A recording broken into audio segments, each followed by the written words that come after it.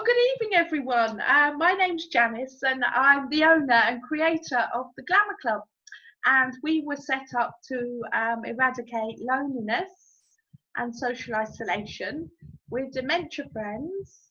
And we're actually an event, but what it is we're going virtual, and we're part of Mental Health Awareness Week.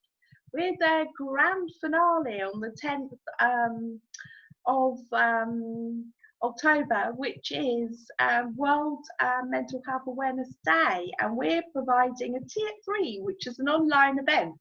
So that's us, but I want to hand you over to my colleague Andrew, who's going to tell us a little bit about himself. Andrew, hello. Hi Janice, yes, so I'm Andrew Voyce, so I'm 69 years old. I've always lived in the southeast of England, and I've got this diagnosis of paranoid schizophrenia. I think you know what that means? Well, I'm not quite sure, Andrew. Can you tell us a little bit more about it, please? What it means, Janice, is that if I see the men in white coats outside in the corridor, I'm off out the fire escape because I am not going back to basket weaving in occupational therapy. Well, thanks, Andrew. I mean, that's one way of putting it, I suppose. I can understand that. Well, the thing is, I should reel it back a little bit, and I'd like to tell everyone where I met you, if you don't mind. So I work in mental health for Sussex Partnership, the NHS Foundation Trust. So I was working in forensic services, and once a year we put together an annual event where everybody comes along from all different teams, and they celebrate the work that they do over the year. And Andrew was on the agenda. I was given some cartoon slides for his presentation. I'd never met you before, Andrew, but you are what they call one of those expert by experiences.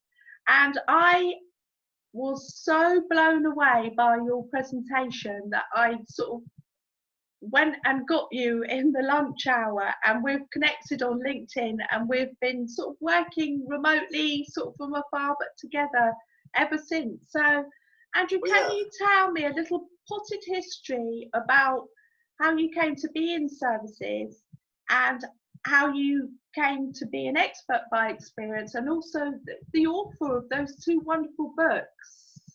It was great to meet you at that event, Janice. As you say, I'm an expert by experience with my experience of the mental health system, and believe it or not, the Trust Sussex Partnership employs quite a number of experts by experience, or peer support workers, as we're also known. So what that meant in practice was that 4 years ago, 2 of us were taken on as peer support workers, as experts by experience. We got the job because of our experience of mental health problems, and we worked in forensic services. Well, I mean, mental health services have come such a long way in the last, say, even 10, 20 years, Andrew. It was so much different when you went through the system, but yours is a real story of triumph over adversity. So can you just tell me about the books that you've written, about your own personal experiences, because this is how you give your gift of being well back to the world? Yes, Janice, to be more serious, yes. Us peer support workers, experts by experience, we do sort of, in a way, open a conversation. So we sort of give people, a lead that we're going to be talking about some things that happen to us that are a bit strange and weird and psychotic and stuff. And one of the ways in which I help people to, in a way, unload themselves of those kind of issues is I make books for them. So I've made about 20 books for people, maybe about 30 by now, and I'm working on 2 or 3 at the moment.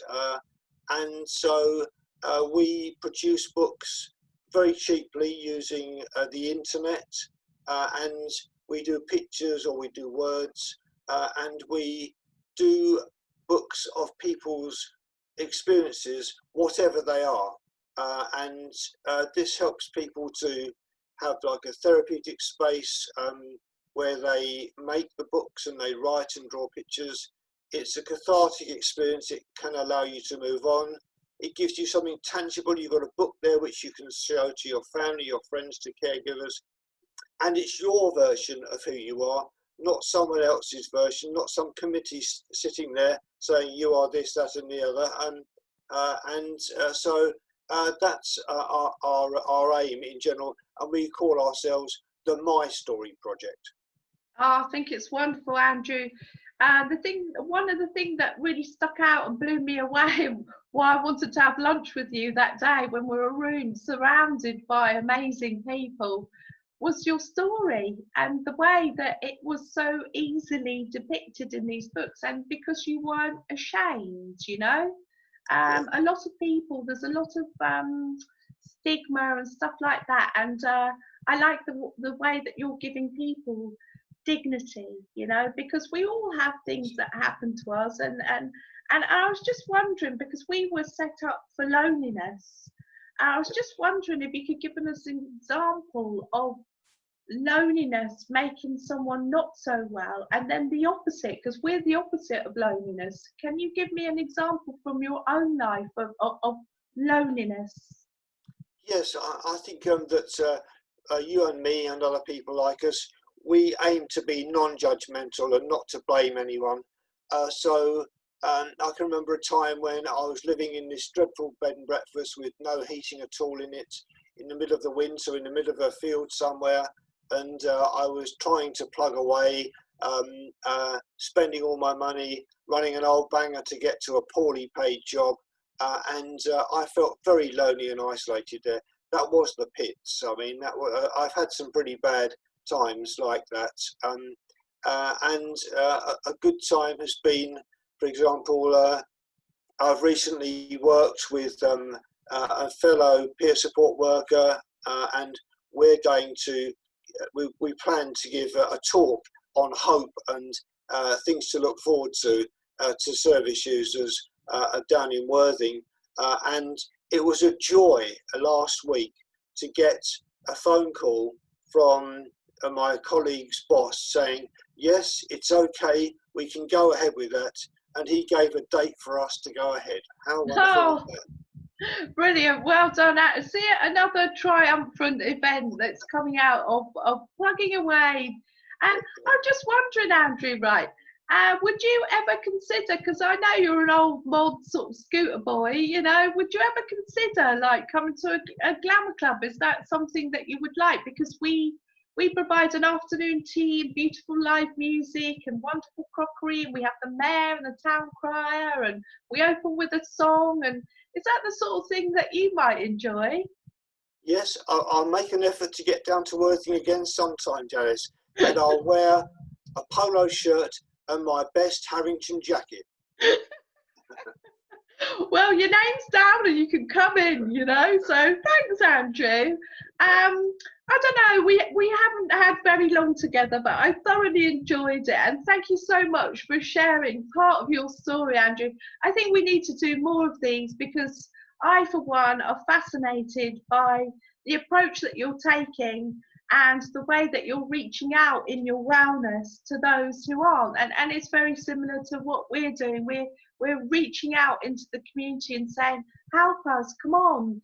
You know, we can all do this together. Everybody has a little part to play. And, you know, we're ordinary people doing extraordinary things. More power to you, Janice. More power to you. And I'm just going to end with this strap line, because I absolutely love it, Andrew. If you see someone who hasn't got a smile on their face, then give them yours.